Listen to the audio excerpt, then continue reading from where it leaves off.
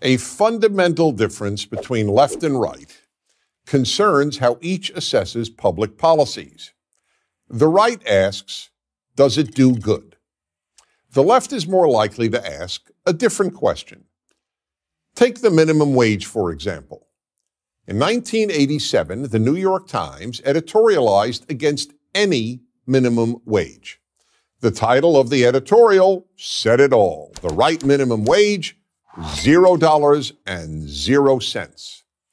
There's a virtual consensus among economists, wrote the Times editorial, that the minimum wage is an idea whose time has passed. Raising the minimum wage by a substantial amount would price working people out of the job market. Why did the New York Times editorialize against the minimum wage? Because it asked the question, does it do good? But 27 years later, the same New York Times editorial page wrote the very opposite of what it had written in 1987 and called for a major increase in the minimum wage. In that time, the Times editorial page had moved further and further left and was now preoccupied not with the question, does it do good, but with the question, does it feel good? And it feels good to raise poor people's minimum wage. Yes. A second example is affirmative action. Study after study, and more importantly, common sense and facts, has shown the negative effects that race-based affirmative action has had on many black students. Lowering college admission standards for black applicants has ensured a number of awful results. Just to cite one, more black students fail to graduate college. Why? Because too many have been admitted to a college that demands more academic rigor than they are prepared for. Rather than attend a school that matches their academic skills, a school where they might thrive, they too often fail at the more demanding school that lowered its standards to admit them. It's clear that supporters of race-based affirmative action ask, does it feel good, rather than, does it do good?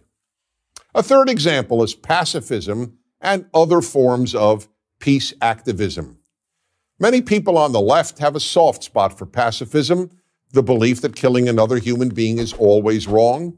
Not all leftists are pacifists, but pacifism almost always emanates from the left, and just about all leftists support peace activism, peace studies, and whatever else contains the word peace.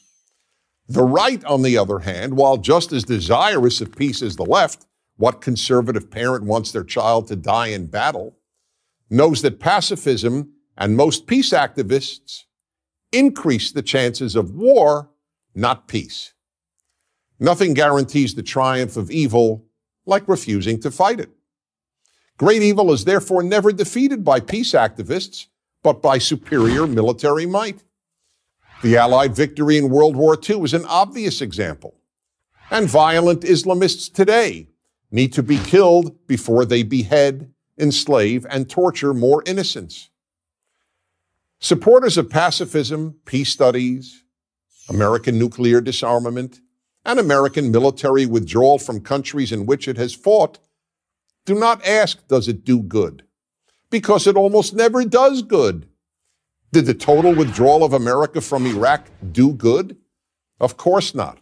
It led to the rise of Islamic State with its mass murder and torture.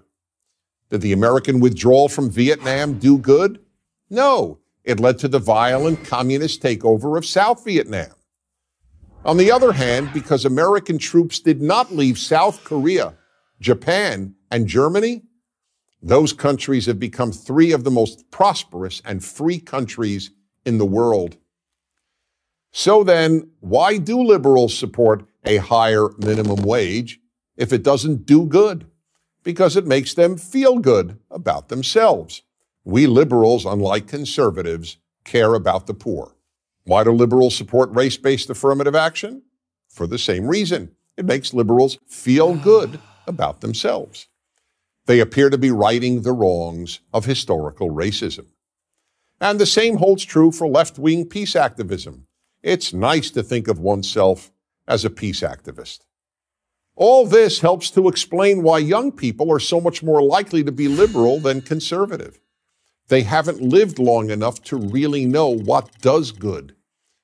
But they do know what feels good.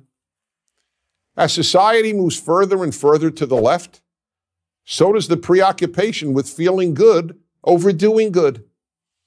The world is getting worse and worse, but many people are feeling better and better about themselves while it does.